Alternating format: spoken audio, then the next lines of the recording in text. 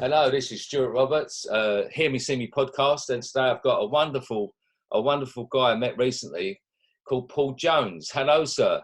Hello, Stuart, and hello to Hear Me, See Me podcast. I'm so happy to be here. I'm like beaming. It's all quite fresh with us because people, it won't tie up like this, but we sort of met because you asked me to come on your IGTV series, PJP, so we only just recently done that. I believe it's recording this today is the day that it's out, and it was. I think great. your words were, Stu. If I show you mine, will you show me yours? I think that was my words. said. That was, and I freely showed you mine. So now it's your turn to show me yours, isn't it?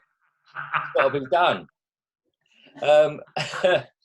Let's go straight into it, my friend. Paul, take me back to the young Paul, the young man running around the playground. What made you go into hairdressing? Well, it was an accident, really. I kind of left school and I was a rebel. So I left school with one GCSE in pottery. And Sorry. Well, that's useful, isn't it? Yeah, it really is useful, actually. I mean, that scene from Ghost, I think, inspired me. You know, the Demi Moore, Patrick Swayze. So yeah, I left school with one GCSE in pottery, and didn't really know what to do. And my parents were at an absolute loss with me. And my dad gave me £2 every day to go to the job centre because he said he wasn't giving me any money. No. Which was actually, at the time, I felt like I was so hard done to, but it was the best thing he ever could have done. And every day I was going to the job centre and I managed to get a job in the biggest department store in the town where I'm from. And I remember going home and saying to my parents that I'd got this job in an office in this department store. And they were like, what? You know, with your one GCSE in pottery, has managed to get a job in the biggest department store in Wolverhampton? And I was like, yes. And I was working in the office as the post boy, and my job was to take the post around to all the departments. And a 20-minute job would take me 2 hours. And my boss in my office, my boss would say to me, like, why is this taking you so long? So she came with me. And every time I'd go into the office, the ladies would be like, sit down, have a biscuit, we'll make you a cup of tea. And she's like, Paul, you are not here to talk to people. So after that day, I wasn't allowed to talk. So I just had to sit in the office and work. And then I met a dear friend who's still a dear friend in a pub. And I was moaning about the job and the fact that I couldn't talk. And she said, why don't you be a Saturday lad in the salon? And I did 2 Saturdays. And I remember seeing the ladies come in feeling like looking drab, and they would leave. And I can still picture the lady. She had big red hair and she left so glamorous and happy. And I remember the basins were adjacent to the door, so straight at the back of the door. And I remember shampooing, watching this glamorous lady leave and thinking, I want to do that. Like, I want to be able to, you know, make women look amazing and make them happy. And that was how I started. And, you know, I was 16, so it was 1996, and I went home and told my parents that I was leaving this job in a prestigious, you know, department store to go and be, you know, work in a salon. And they were horrified, and they threatened to throw me out the house. And, you know, they said, men don't do hair, you know. You know, you need to get a job in a factory. And of course, being the rebel that I am, I dug my heels in, and, you know, and 24 years later, I'm still hairdressing. Yeah, I had the same thing but you imagine, you take it back, because you was 96. Actually, my son was born in 96. And I started in 78. Now, my dad was he was horrified that I was going to be a ladies' hairdresser. You know, he was just horrified, and he you know, he spent the first 3 years calling me a barber because it sounded better to him. I think my parents, I remember one time turning up home with blue hair, and my dad actually turned around to me and said, how are the people down the working man's club supposed to see you with blue hair? You know, I had one day to get rid of this blue hair or he was going to kick me out of the house. Yeah, I had a few creations. You do, don't you? When you first Oh, yeah. start this, you go through the spectrum. You go through the whole color chart. You go through every sort of length and style. I've had some crackers. I think, and I'm so grateful that in the 90s, when I was experimenting a lot with different hairstyles, there was no camera phones, because I'm glad that I don't have to see those hairstyles anymore. I've got two awful ones because both times I got married, I had a perm. So they're immortalised in both of my wedding photos, you know. And you think I would have learned from the first time. I love a perm. I look great. So where did you go from the salon, you know, that you started at? So I worked there. I was there for about 4 years, and then I left. I mean, I was in salons for 18 years, and I worked in 18 salons because I could never stay in one place, which actually worked out one salon a year. Yeah. And it didn't actually work like that. I was never very good at being in one place, and I used to get bored. I still do. I get bored really quickly, and I would get offered another job always, and I would take it. And you know, I had a loyal client base that would follow me from salon to salon. And I think when I was how old? I think I was about 26 or 27. I got a job at Nicky Clark, and I think up to that point, I never really understood hairdressing. And then when I went to work at Nicky Clark, I was there for 4 years, which for me was a record. You know, because I was like a gypsy. I was like constantly moving. And, you know, I didn't really understand hairdressing until I went there, because, you know, when I went to Nicky Clark, they strip it back, make it simple. And I really understood the craft of hairdressing, you know, and Nicky and his team like taught me how to blow dry properly. And, you know, and at Nicky Clark, it's all very classic. It was all very classic hair ups. Yeah. Which isn't really what I'm about now, but looking back, it was such a good foundation that, you know, 14 years later, I still use a lot of the foundations I learned there in hairdressing. So then I stayed there, and then of course I moved from salon, and then I think I started working for myself in 2013. So then I started working for myself. Yeah. In what form? You was a session stylist, or? So what happened was I was managing a salon for a celebrity hairdresser that will remain unnamed, and I was miserable. Right. And I ended up leaving there and started working in a different salon. No, sorry, I was working in. Ignore that. I was working in this salon that I was miserable in, and I always had this little dream in my head that Nicole Kidman would walk in, and, you know, I'd end up being Nicole Kidman's hairstylist. But of course, you know, why is Nicole Kidman ever going to be in Birmingham? But this lady came in for a blow dry, and I blow dried her hair, and she loved it and said, I actually work for Harvey Nichols, and I'm here organising a fashion show. How do you fancy doing the hair? And I was like, okay. So I'd never done anything like it before. So I went and did it. I had 24 models. There was me and one other person that did the hair. Yeah. And she loved it and said, how do you fancy coming to Knightsbridge to do the show in Knightsbridge? And I'd never been to Knightsbridge. So I was like, okay. So off I go to Knightsbridge, and I did again 24 models. And this time it was only me. Wow. And when I look back, it's terrifying, because if any of those hairdos would have undone, because I didn't know what I was doing really, you know, I didn't have the skill set I've got now, but I did it. And then, and it rolled from there. And then I left the salon I was miserable at, went to work at another salon, and he told someone I was a second-rate session stylist and I would never amount to anything. Oh. Yeah. And it's funny, because every time I accomplish something in my career, or, you know, I do something, or I travel somewhere, that it's always that voice, you know, second-rate session stylist that never amount to anything. And, you know, I got offered to go and do a show, and he said no, that I couldn't do it. So I was like, okay. So I went and found a chair I could rent in the city, moved all my clients, and just walked out. Yeah. I was like, you won't tell me what to do. So I kind of walked out, rented a chair, and then my career kind of progressed from there, really.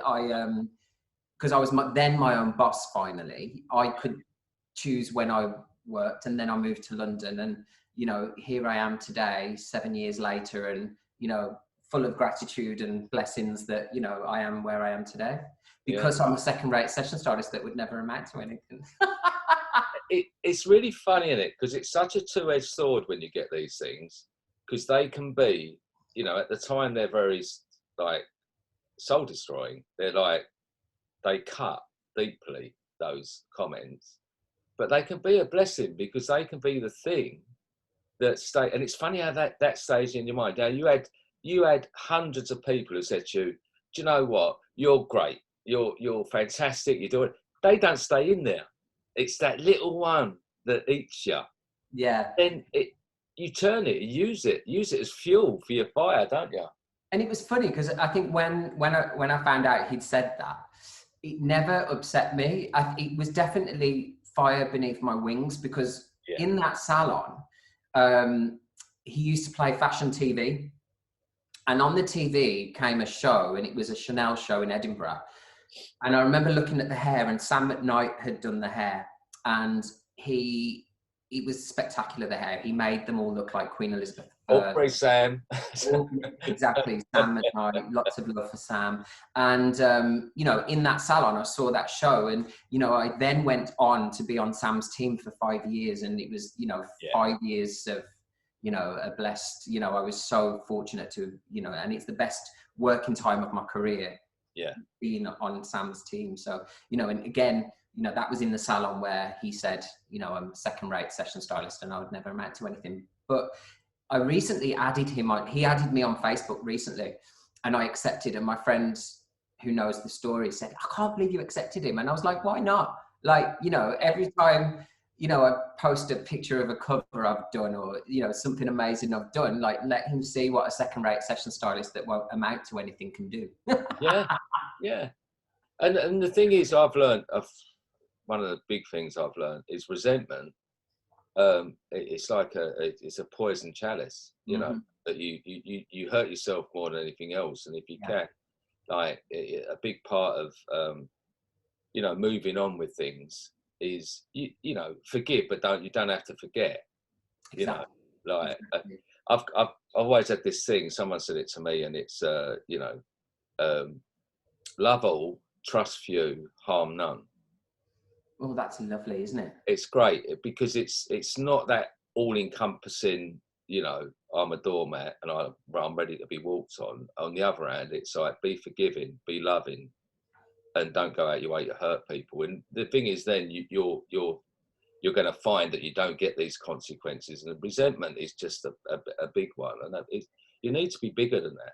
Yeah, and I think forgiveness as well, like, because life isn't this, you don't go from there to there. It's this, and especially when you live a life of a freelancer like I do, and especially the year that we've had as a freelancer, you haven't got a wage coming in, and I don't think any freelancer would sit in front of you, Stuart, and say, yes, my life has been like this, because it doesn't work like that. You have to hustle, you have to work, and, and you have to stay positive. And I think, I use gratitude a lot, and forgiveness, like you said, is like a beautiful thing, because, I don't care that he said that, I'm actually grateful he said it, if anything, like, I'm glad that he Excuse said me, I've that. got man flu. Sorry about this. I don't normally sound as sexy as this. I've got man flu. So to see the hanky come out. Yeah, gratitude, and it's a wonderful thing, and it gets you through, I think. Without a doubt. I mean, I wouldn't be where I am today if it wasn't for gratitude and being grateful and believing in your dreams. I think, I have so much respect for anyone that, chases their dreams, because it's not an easy thing to do. And especially when I think about, you know, the year we've had with the pandemic, and all those people that work in the West End, that, you know, their lives are built on dreams of getting on that stage and performing, and none of them have been able to work. And, you know, all the dancers and the performers and the freelancers like me, you know, that I think we said in our chat when you came on my Instagram series, the PJP, you said we're hands-on people, and we are. And the fact that all these hairdressers around the world haven't been able to do the thing that makes them happy is, you know, it made me very sad. It has. My son's a hairdresser. I've got 5 children. I've got 4 girls and 1 boy. The only hairdresser is the boy, my son Tom. But the other, they've all had this thing about being in performing arts, you know, like my daughter Esme, she's come out of uni, she's behind the camera. But my youngest, Eden, she was 21 recently, and she just done the 3 years at Performing Arts College. She just wants to be, she done Oliver when she was young, and she got the bug. So she just wants to be, you know, treading the boards, doing the musical theatre. And then she finished, and then COVID started. So, you know, there's so much more to it than people always realise, the devastating effect of this lockdown. Yeah, but as well, I think it's like how you, like, I think personally, it's how you've used the time, you know, like, I remember the first lockdown, I didn't know what I was going to do, because, you know, I'd been traveling the world, and I was so exhausted from travel because I've been traveling so much. And then the lockdown happened, and then I was like, what am I going to do? You know, like, and a friend of mine was like, why don't you start a TikTok? And I was like, no, TikTok's are for kids. I'm not doing that. And she persisted in bugging me to do it. So I ended up doing it. And one of my videos got 3.6 million views. I was like, 3.6 million people wanted to watch me do a messy bun, but they did. So then, you know, I used that time. I kind of worked on my social media and making TikToks, and you know, I used to do videos on home hair masks, and, you know, like how to make hair masks from ingredients in your kitchen and that kind of thing. So it was like, I think it was how you used the time. And, you know, I've spoke to so many people during my Instagram series, you know, like one guy has turned his shop into a coffee, you know, he's opened a coffee hatch so he can still sell coffee. You know, Jo Jones, another lady, amazing lady who works in PR, she she owns beauty banks, which gives... I know Jo, So you know Jo. You know, like she did Helping Hands, which was giving toiletries to frontline workers. You know, like, all these people did amazing things with that time. And I think one of the great things is, you know, it gave us time. It gave us, you know, time to reflect. And, you know, so it's, okay, it's not been great, but in a year's time, when we've all moved on, you know, we're going to look back and think... I think that's crucial, and it's the fact of you know, making sure that you make time or get going. Action. It's all about action, isn't it? You know, like we all get a day. You know, I've had the days you wake up and the grey clouds over you, and you're like, oh, and then you're wallowing in your self pity and in your pit, and then, you know, like something snaps you out of it, and then the minute you actually do something, it was what I say to my kids. They've all been through it, and it's like, you know, dust yourself off and do something. You know, like my daughter, for instance, like, you know, she's still been putting loads and loads of, you know, like applying for auditions and getting on books and things. But you have to keep going, you know, because you're going to get loads of come back. And, you know, I love doing this. This has saved me doing this podcast, because it's given me something to focus on. I think, like, for me, after Christmas, it was, you know, Chop the Vat, and all these salons were closing down, and I just kept thinking about hairdressers and the fact that, you know, hairdressers are the happiest people because we love what we do. And, you know, there's not many industries that have as many happy people as us. No. And it was breaking my heart, really, to think about all these people that were at home, sad, not being able to do the thing that they love. And then this idea came into my head, because I kept thinking about, what can I do?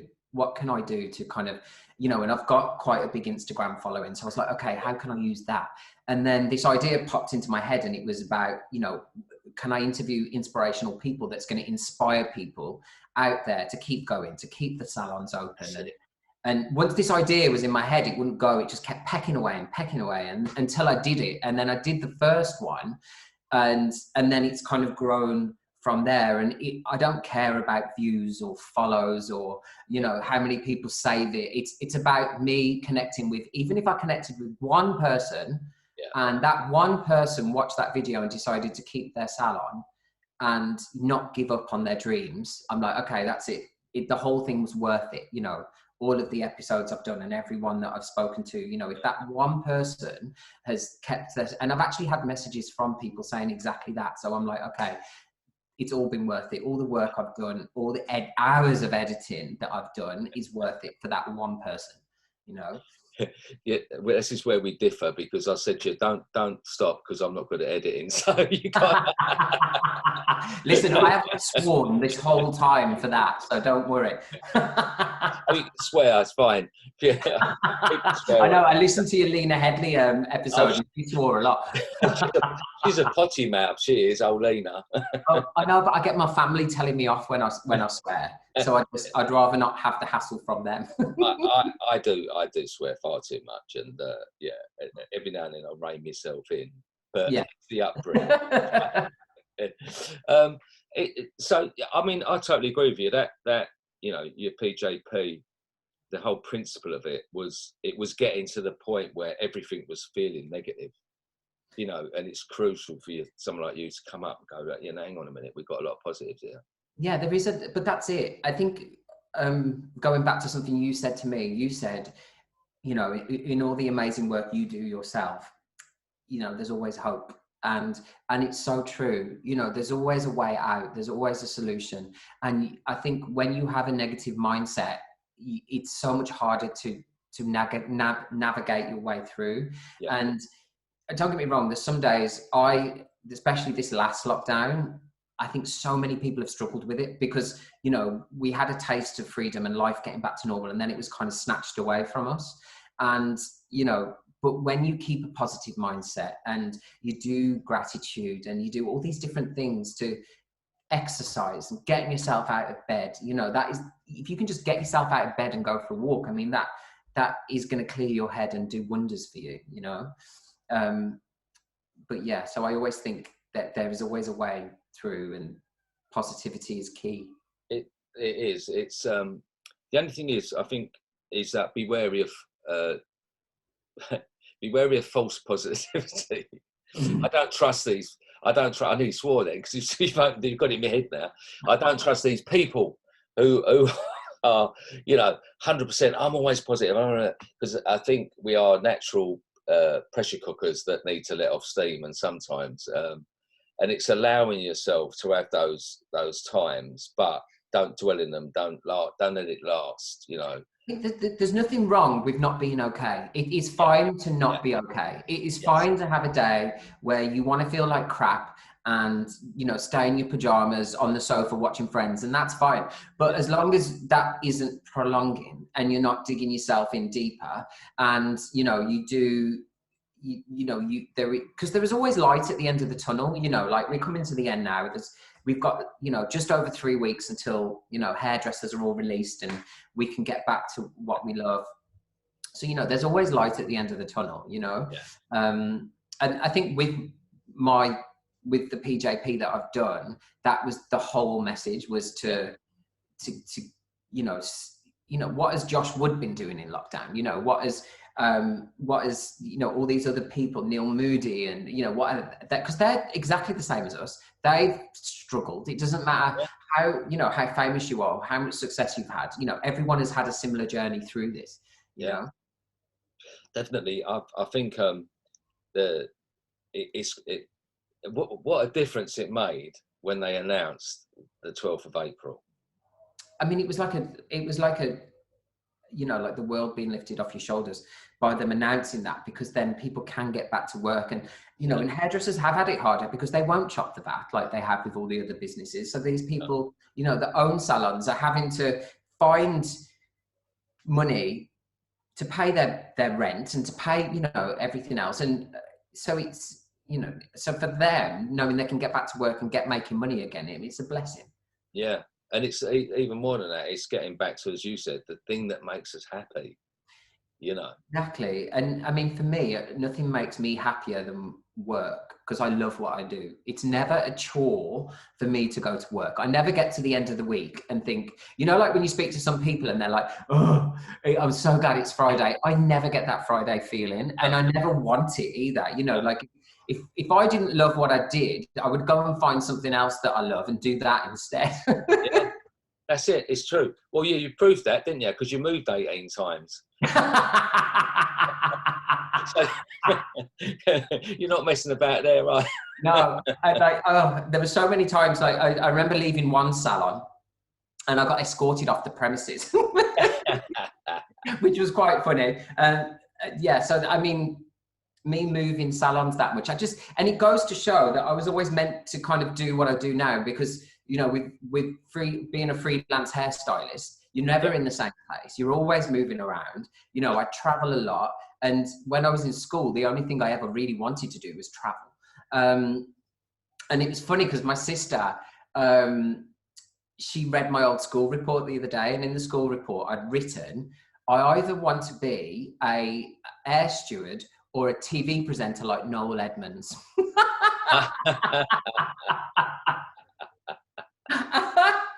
I mean, I could have picked someone a bit better looking, like Philip Schofield or something. But no, I picked Noel Edmonds. I wanted to be like, my dream job was to be Noel Edmonds. You've got a beard. But I've got the beard. I mean, still, it's not grey yet, so that's good. Mine is. Look, mine is. I look like an old miner or something. You need to get some Just for Men for that, Stu. Yeah, I know. I'll have to try it out. You know, like it's interesting when you say about it, because the very fact that what we do makes us who we are, and it's taken something like this for us to appreciate it, you know, in some way. I mean, it makes you appreciate what you do. It makes you not take anything for granted. You know, like when you're especially when you're in salons and you've got a 12 client day. And, you know, but I think everyone's going to go to back to work with a new vigor and a new like zest for life. You know, everyone's going to want to get creating and doing crazy things, and you know, seeing the people because you build such relationships with your clients. You know, it's as well, because it's been a real shift over the last few years of like I remember when you just worked in a salon. You know, there was no freelance at all. When I worked in a salon for 5 years, and then I went freelance, and it wasn't really done much then, but it was a long time ago. But it's really gone. The sort of the industry is sort of fractured out now, isn't it? There's almost this sort of half and half now of people. There's chair renting, and you know, but there was also what you said about support. A lot of people fell through the cracks when they, you know, the people that were self-employed and not getting the help from the government, which has been really difficult for them. I know a group of my volunteers in Bedfordshire have had a real problem with their local council, and they keep going on the local telly, having a go at them. Don't piss off hairdressers, whatever you do, you know, like me. But and that's been the struggle, isn't it? You know, that some people with like their home salons and things, they don't pay rates, so they've not been able to claim anything. But I think it's like what I said earlier. You know, it doesn't matter, you know, how successful you are, how much money you've got in the bank, or you know, whatever. This lockdown has been hard for everyone, and it you know, it's filtered right through to you know, the assistants in the salon, people that have been made redundant, salons that have had to close. You know, like this is, you know, everywhere. But I do think there's going to be a boom. I think, you know, when we get back to work in April, there's going to be a boom. There's going to, you know, work is going to boom. There's going to be, you know, in all areas of hairdressing, there's going to be a boom. Yeah, and that's the positive. And if anyone can get through and you know, flourish in the face of adversity, it's hairdressers. Of course, it's a resilient lot. When we had Black Friday all those years ago, the one business that flourished was hairdressing, because everyone was going to get their hair done to make themselves feel better. And I think it was in 2018, the year that your salon closed, I was working at Nicky Clark, and I remember us being so busy. Yeah. And then suddenly it went kind of down and we weren't so busy. But, you know, we all kept our jobs and the salon stayed open. Yeah. And and as well, like, what you said earlier about you always had your clients and they were so loyal and they would follow you from one to one. You know, that's quite a unique thing that we have, the relationship we have with our clients in our industry, as opposed to sort of like the butchers. You know, you don't feel guilty if you go and buy sausages somewhere else, do you? But you go, even if you have a French trim somewhere else, you get people. But I think, you know, what we do is way more than a haircut or a blow dry, or, you know, because obviously my life is very different from 10 years ago when I was in salons. Yeah. You know, but whether that person in my chair is an A-list celebrity or some, you know, a little old lady down the road, they're still people. Every person is, there's no difference between, that's the way I look at it. Like when people say, oh, do you get nervous? And when you do blah, blah, blah. And I'm like, no, they're just people, you know, like, I think in my whole career, I've met 2 people, and both times I didn't actually do their hair, but I was kind of starstruck. I was like, oh my gosh. And that was Kylie Minogue and Joanna Lumley. Oh, really? Yeah, I didn't do either of their hair, but I was literally lost for words when I met both of them. But apart from that, like, but they weren't sat in my chair. And I feel like if they were sat in my chair, I probably wouldn't have been as nervous. That's interesting, isn't it? Because it's that thing that from that slight distance, you feel a bit in awe. Minute they step into your area, you'd have had the confidence of it. Yeah, because I think, you know, you do build a relationship, and especially when you are doing celebrities, because you do have to get, it's about trust, because you're in that person's space. And, you know, to famous people, the most important thing is privacy. And it's a place of honor, really, that you're in that, you know, their sacred space. And you do keep everything that happens to you out of respect for that person. Well, I do, you know, out of respect for that person. You know, it's a unique thing to do, but it's no different, I think, to, you know, when you're in a salon and, you know, you do build these relationships with people. And, you know I did. Yeah, I got invited to clients' weddings and, you know, so I think that's the one thing I love most about hairdressing is people. You know, if you took people out the equation and I was just doing hair on doll's head all day, I'd hate that. I think that, cool. You've really come up with a point there, haven't you? That is the real essence of it all, is the fact it's people. And if you don't love people, don't get in this industry. Exactly. You know? Exactly. I'm grateful, like 40 something years now, I still love what I do. How lucky is that? Yeah, exactly. You know, and it's like having gratitude. And I mean, I often think back to when I was 16 and my dad was trying to get me to work in a factory that now is being shut down, bulldozed, and there's houses on top of it, you know. And I often, every time he tries and gives me advice, I'll say, Dad, do you remember when you told me not to be a hairdresser? Yeah. And it shuts him up every time. Yeah. And I said my dad's reaction to it, but then later on in life, like when he retired and he used to come down the shop, he was so proud, you know, he was so proud, and he used to ask my son's shop and all, you know, and that difference in it, you know, it was really good. I think the thing is, I mean, I must love hairdressing, you know, I encourage my son to go into hairdressing. But I think it's such a thing that is so rewarding, and it's that connection, and I think that's why I fell back in love with it when I started doing haircuts for homeless. When I'd done that real pure thing of, it took me back to what I went in as a 16-year-old kid. You know, just the pure thing of, mate, you know, doing someone's hair, like that bit of touch, that communication, and then like the magic mirror and saying, like, you know, like the beaming smile, you know. And that doesn't happen every time.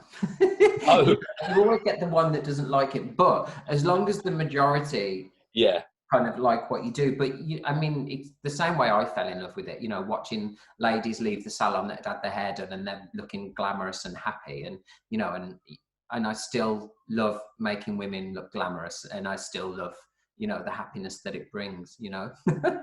Well, I mean, it's funny though. We said that. How interesting that you said it don't always work, right? Yeah. Who's the one we go to bed with at night? Isn't it? Yeah. We're funny creatures, human beings, because it'll be that one who just was a bit off, and it niggles, isn't it? And you got all these other ones that have been really great all day long. Well, I mean, it's that thing, isn't it, that you do remember the one but you learn your greatest lessons from the ones that aren't happy, because you never make, well, I mean, I never make the same mistakes twice. And, even at this stage in my career, I still don't make you still don't get it right every time. We're human, we make mistakes. And I think one of the greatest lessons I ever learned when I started being a session hairstylist was that one of the people I first started assisting years ago said to me, never be afraid to start again. And that was such great advice, and I've never forgot it, because when you are doing a hair up and it's not going right, take it down and start again. Do you know what I mean? Like, it doesn't matter. And I remember being in salons, and I never used to put hair up. I never used to like doing it. And the stress and the pressure in a salon when you've got 45 minutes to put someone's hair up. And, but if I could go back in time and say to myself, like, it's not hard. Because once you stress, it makes the whole thing worse. So just, take it down, have a breather, and start again, and then you're probably going to create something amazing. That's such good advice for people, especially if you've got a fear of anything in life, but in your career, if the thing that you hate doing, that's the thing you want to get on. Totally. Practice it and defeat it, because then you can become an all-encompassing hairdresser then. I couldn't braid. Like, I think 10 years ago, I couldn't braid, and I'd always be like, I'd pass it on to someone else in the salon. And then, and it's the one thing I'm actually really good at braiding. And, I practiced, and during the first lockdown, I'd get my doll's head out, and I was, doing cornrows every day, just so, I could get better at the things I'm not great at. Because I don't think any hairdresser could sit in front of you and say, I'm brilliant at everything, because no one's brilliant at everything, because there's so many different areas of hairdressing, whether you specialize in textured hair, colored hair, like all these different areas in hairdressing, so it's like, there's always room to improve, and there's always room to get new skills. But you really want to make sure that anyone walks through that door, you can do their hair. Exactly. And that's why, I learn about textured hair, curly hair, fine hair, thick hair, like braids, and especially when you do what I do, because you never really know who's going to be sat in your chair. And back when I was doing fashion weeks, it would be crazy, and Sam would just kind of be like, Paul, grab whoever, and you'd have to grab who he'd say and do their hair. And you never wanted to, I never wanted to say, Sam, I can't do textured hair. I would just crack on and do it to my best ability. And when I first started doing shows, I made sure I assisted the people that were doing the hair types I didn't understand. So when I got in a position where I was going to be heading up models for Sam, I would be able to do it, whatever it was. And there was so many types, because I mean, Fashion Week is, it's a boiling pot of pressure, and no one feels the pressure more than the guy at the top, which is, I was on his team for 5 years, it was Sam. And, you wanted to make that journey for Sam as seamless as possible to ease the pressure from him. So, if he yelled at, Paul, can you grab that girl? I wanted to grab that girl and do it, and not say, Sam, I can't do that hair type, So I made sure that I could do whoever was sat in my chair. Yeah. What a fantastic proving ground, I mean, it was like I said, the 5 years I had doing shows, I mean, I traveled the world, and it was the best working career of my life. And because, I worked in 18 salons in 18 years, but when I got on Sam's team, I stayed there for 5 years because I was just so happy, and I was blessed that I got to meet some amazing people and work with, you know, Sam's team is the nicest team you could ever get on. You know, they're lovely, and they encourage you, and they, you know, they want you to grow as an artist as well. And I did, you know, in that team, I was able to flourish and grow and learn, and, you know, and it was, you know, the best 5 years of my life, you know, in that team with, you know, and the people on the team, they, you know, you spent so much time with them. You know, there were 7 of us, and we would be together sometimes in studios for 18 hours, just in together, you know, and on top of that, we would be traveling. And on top of that, we would all be knackered. And on top of that, we would have a call time at 4 a.m. when we got to bed at 2. But, you know, you become like family, and you look out for each other. And if someone is tired and struggling, then you jump in and you help them. You know, it was just, you know, truly, you know, that time that I had on doing fashion weeks and being with Sam, it was, you know, the best time in my life. He's helped so many, because so many of my guests have ended up saying, yeah, because I worked with Sam for quite a few, and that's where I learned. You know, he's so giving. You know that he is, and you know, Sam wouldn't. You know, he's been in the industry for so long, and there is a reason that brands will work time and time again with him, because you know, he's an amazing person. So you know. Also, I was lucky enough to have Gary Gill on the podcast. Yeah. And Gary, like, you know, he was explaining to me, because I've never done that side of things, so it was all a bit alien to me. And Gary's an incredible person as well, but Gary likes everything organised.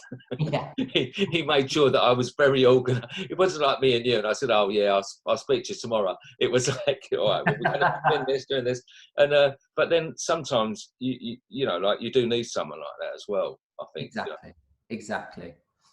You can only go so far on the fly by the seat of your pants, which I've managed to do for 40 odd years. Exactly. Now we've got to digress a little bit. Now I've got I showed you before. Look, I've got my T-shirt. We were chatting about It's a Sin.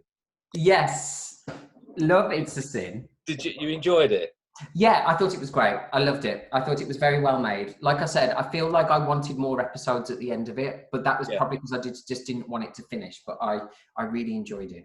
It was great. Yeah, because I was chatting with, like, because I remember it so much at that time. Like, I was watching it because I watched it with my children, and they couldn't believe I was saying, I remember that advert being on the telly, and I remember people's attitudes towards it. I think it's great that the world's moved on to a place where we can have shows like that on the TV. That, you know, I remember when EastEnders had its first gay kiss. Yeah. And do you remember it was Gary and Simon? My dad was horrified, you know, at the time that was on TV and all these different things. And, you know, but we have now gone, you know, forward in a time where, you know, the LGBTQ community can have shows, you know, RuPaul's Drag Race and Pose and, you know, and It's a Sin and all these amazing things, you know, we're able to have now. Yeah, because what took me with that particularly was as I said before, anything that makes you feel uncomfortable, they're doing a good thing. Because I also think that's true in life, you know, like when you know, you almost have to feel uncomfortable to move, you know, like if you're too comfortable, you just go like this. But when you feel uncomfortable, especially like in, you know, when you do something that makes you feel uncomfortable, like in a career sense, you know, like it kind of scares you a little, then it's a great thing. Yeah.